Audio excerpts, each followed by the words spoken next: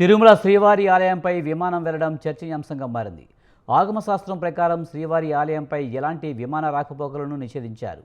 No fly జోన్గా తిరుమలను ప్రకటించాలని TTD ఎన్నిసార్లు విజ్ఞప్తి చేసినా పట్టించుకోవడం లేదు. తరచూ విమానాలు రావడంతో భక్తులు ఆందోళన నెలకొంది. విమానయాన శాఖ తీరుపై భక్తులు ఆగ్రహం వ్యక్తం చేస్తున్నారు.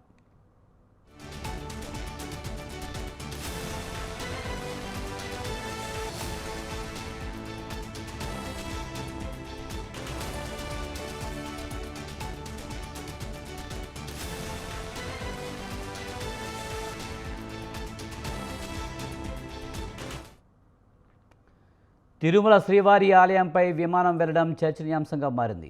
ఆగమశాస్త్రం ప్రకారం శ్రీవారి ఆలయంపై ఎలాంటి విమాన రాకపోకలను నిషేధించారు. నో ఫ్లై జోన్గా తిరుమలను ప్రకటించాలని టీటీడీ ఎన్నిసార్లు విజ్ఞప్తి చేసినా పట్టించుకోవడం లేదు. తరచూ విమానాలు రావడంతో భక్తుల్లో ఆందోళన నెలకొంది. విమానయాన శాఖ తీరుపై భక్తులు ఆగ్రహం వ్యక్తం చేస్తున్నారు.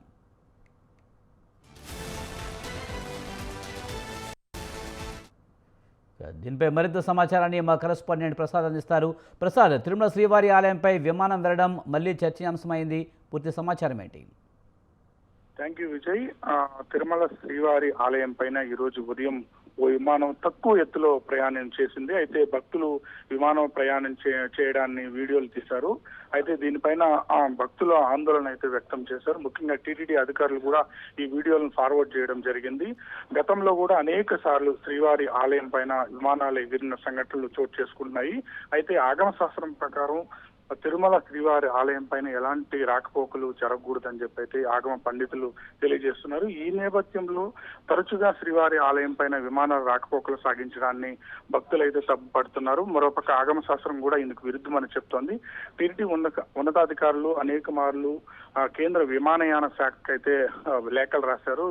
నో ఫ్లయింగ్ జోన్ గా తిరుమలకు ఉన్న భద్రత దృష్ట్యా నో ఫ్లయింగ్ జోన్ గా ప్రకటించాలని అనేక మార్లు విన్నవించినప్పటికీ కూడా కేంద్ర ప్రభుత్వం స్పందించడం లేదు. దీనిపైన భక్తులు మరోసారి కూడా టీటీడీ ఉన్నతంగా స్పందించి ఎన్డీఏ ప్రభుత్వంతో మాట్లాడి తిరుమలకు ఉన్న భద్రత దృష్ట్యా నో ఫ్లయింగ్ జోన్ గా ప్రకటించాలని అయితే డిమాండ్ చేస్తున్నారు. Vijay. Right, thank you Prasad.